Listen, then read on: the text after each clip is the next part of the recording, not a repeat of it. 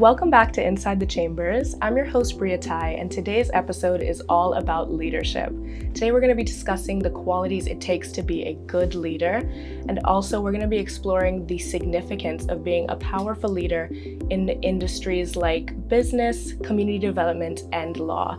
Today we are here with Miss Simone Bowe, who is a leadership development consultant. Welcome to the podcast, Ms. Bowe, and thank you so much for being here today. Thank you for having me. It's a pleasure. I'd like to start by asking you a bit about yourself. How did your journey begin in leadership development? Well, quite honestly, I think it really took off in COVID. And it was during that time where I started to pay more attention to what leaders were doing to respond to such a massive global situation, right? A crisis. And usually they will tell you the test of leadership is not when you are sailing calm seas. It's usually when things are very bad, right? And that's the test. What do you do when it gets really bad? And so it started to make me pay attention. What were people doing to protect, to safeguard, to uphold, to honor, right? During times of crisis. So for me, it created this shift in how I saw leadership. And it gave me this passion to really address some of the things that I saw. Yeah. Awesome. So as a leadership development consultant, what does your typical day look like? What are your duties as a leadership development consultant? Well, I do that as well as 9 to 5, in which I'm also a leader. So day to day for me could look like mentoring. It could look like providing guidance, being a stable, centered force in the midst of chaos, right? The person that people could look to for calm and for guidance and for answers. The person who is thinking strategically, but also has a hand in what is happening tactically, right? As a consultant, that could be tons of meetings, right? Just meeting with people, advising people, giving guidance, direction, creating, right? Whether that's policy, whether that's training, those are some of the things that I do. What are some key skills required to be a good leader, especially in the Bahamas? Ooh, well, the first one that came to mind when you said, especially in the Bahamas, is resilience. You need the ability to bounce back, which is what resilience is, right? So you need a level of toughness, mental, emotional toughness to be able to withstand a lot, right? I think that's very important. But other qualities for me, empathy is one. A leader who can understand all perspectives, I think is very important. Being agile, so being flexible, right? Not being fixed. Having a growth mindset, right? Being open to all, inclusive, being available to people, creating opportunities and not feeling like opportunities are only for you and people on your level, right? A leader should see people. For me, that's very important. I came through the hospitality industry. And as you know, I'm also an artist, right? I mean, like a singer. And so when I'm in those spaces, it becomes very obvious to me how people ignore people, you know? And as a leader, you need to be able to see people wherever they're at, whatever level they're on. So I make it a point to, if someone is coming to me as a server, I want to see if they could say, hi, I'm Ty and I'm your server for the day. I want to look them in the eye and say, hi, Ty, how are you today? Right. I think those moments are very important for leaders. And of course, business acumen, knowledge of your craft, continuous learning. I think all of those things are very important. The technical skills, but the soft skills are just as important as leaders. Absolutely. You mentioned having a growth mindset. I'd love to expand on that a little bit. And how would you get into having a growth mindset? How do you start to develop a growth mindset? So it starts with being open, as I talked about before, being open to learn and being open to others learning. And this is where I find the mindset to be closed, especially in our context in the Bahamas. people get territorial. And it's not just the Bahamas. I don't even want to make it seem it's that way because I've worked in multinational companies and I find human nature is the same wherever you go in the world, right? But if you feel like you are territorial, you have to gatekeep or guard information, you hoard it, you can't share it. You feel that if someone is coming in and maybe they're more qualified on paper than you are, you're intimidated by that. Right. That's not a growth mindset. That's a closed mindset. A growth mindset means there's space for all of us to grow, to learn, to elevate, to contribute. Yeah. Are there any specific and memorable experiences you had with leaders in the legal field that you'd be wanting to share today? It's interesting that you would ask that question. That's a sore topic for me right now. But I think positive experiences that I've had would be people in the legal profession who are empathetic.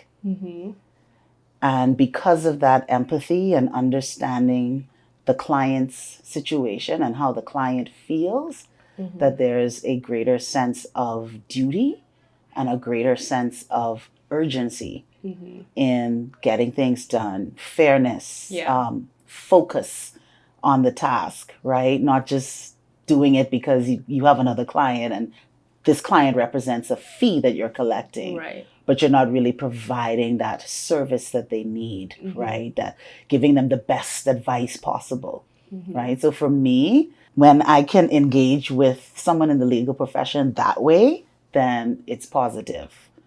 I can't say that I've had many of those, but I've had a few. Okay. Ms. Bowe, are leaders born or can leadership truly be taught and developed over time? I think it's both. Right? So I think that people are born with innate qualities of leadership, and we can see it in children when they're growing up, right? Oftentimes we would label them as being bossy. Right? I got that quite a bit. Right. So you're the child that's organizing everybody or organizing things, events for the family or whatever that may be. Because leaders tend to want to create order out of chaos. So they see solutions. They're very solution driven. They want to get things done. So I think that is very innate. Right. But there are a lot of things that need to be learned as a leader, right? That are not as innate. And one of them is dealing with people. So being a people leader requires development because you need to be able to understand human behavior, human psychology, the human experience, what people may be going through, and how to relate to different types of people, different walks of life, different personalities, right? Different states of being. And so that's not easy. Anybody that tells you that they manage people and it's easy, I don't know if they're actually managing people well, because anybody will tell you that is probably the most challenging part of being a leader.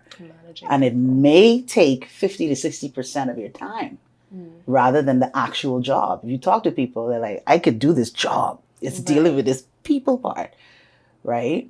And so I think that those are the skills, the soft skills that I talked about before, working with a team, being able to coach, being able to give feedback, manage performance, delegate, right? All of those things don't come naturally to everyone. Right. So it has to be developed. It has to be honed, refined, and you learn it, but you also have to practice it too. Right. Yeah. Okay. How do you see global trends and technology influencing leadership development in the Bahamas?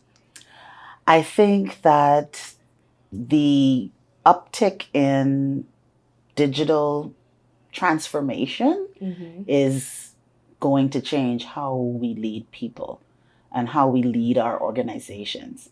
So I mentioned before, one of the qualities is being agile, and that's your ability to shift and to change and to move with change. So if you, as a leader, again, going back to the growth mindset or closed, if you're stuck, you will stagnate your team and you will stagnate your organization. So if you're still afraid of technology, Where are we going to go? How are we going to transform? Right. So I think these global changes in technology will have to change how people lead. The concept of working remotely, pretty new to the Bahamas. For some people, I think for some industries, it's been going on for a while. Right. But for others, it now raises the question, well, how do we manage remote teams, right? Because again, traditional notion is I have to see you to think that you're working. Right. Even though they could be sitting in your office on social media, on your internet, Right. on your computer, Yeah. still not productive, right? But it's a mindset. It's how we think that I have to see you to see you working. But now we have a world where people don't have to be in the office, or I don't have to be in the office every single day. And that's what some people actually prefer, right? So how does that shift now your ability to manage people who are like that, or people who are entrepreneurial? Right? Or people who are tapping in, they want to use AI to execute their tasks. Are you anti-AI? No, you can't use AI to do your work. So it's about framing the context in which we can do things, but we're still embracing the changes that are here. It's not even coming in, they're here. Right.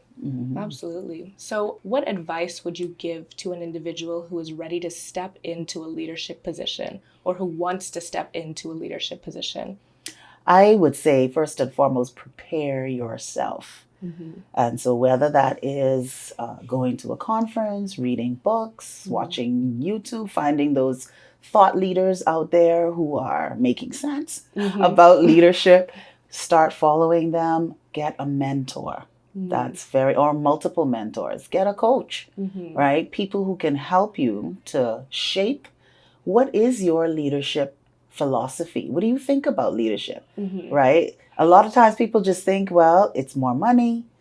I get better parking. I get a better office. I get perks. I get stripes, right? And people got to move when I say move. And we get caught up on those things. Right. But it's really about the performance.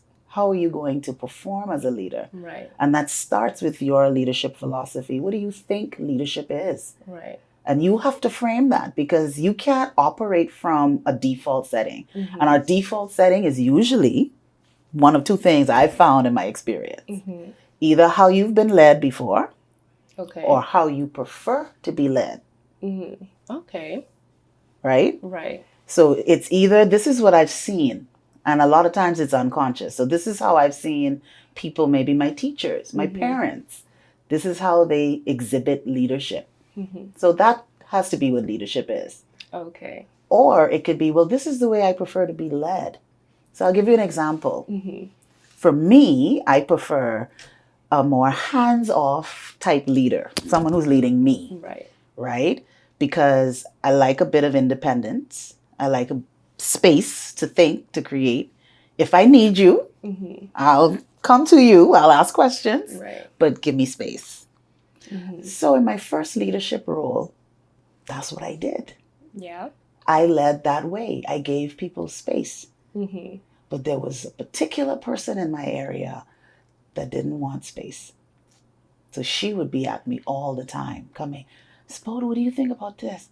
What do you think about that? Is that okay? And I was be like, what is wrong with this woman? Like, just go do it, right? But it made me realize that I couldn't lead her the way I wanted to be led. Right. Because that's not what she needed from me as a leader. What she needed was presence, guidance, feedback, direction. Right. So I had to give more of myself for her.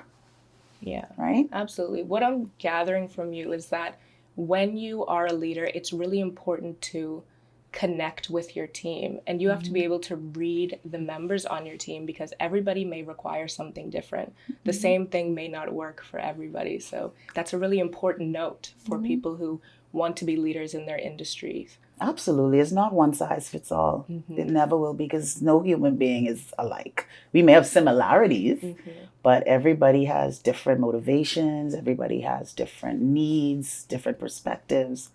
And so you may say, well, that sounds like chaos, right? I mean, the common ground should be the core values and philosophy of your business, right? What does this company stand for? And what is the mission, the vision of this company? That's what is the anchor that holds us all together, Right. even though we're all these different people coming around this one thing. So this is the guidepost. So I may not agree. Well, either you got to get with it while you're on this job or you got to get gone, right? I mean, that's the bottom line, because this is what we all came here for. Right. And that's how we work around. But we still need to be mindful that there are people coming from everywhere, all walks of life, all different spaces and places. And we have to be agile. We have to adjust accordingly to make it all work. Yeah. Is there any specific vision you see for the leaders in the Bahamas in the coming years? Oh, my goodness. Oh, my goodness. My vision for leaders in the Bahamas is to really be progressive, inclusive leaders, people who are open to the people on their team, right? That we're not practicing bias, that we're not being harmful to people. We're not breaking people down, or we're not leading people from this place of fear and intimidation, but that we are interested in the human beings that work on our team and the lives that they have at and outside of work. And they're not numbers, they're not machines.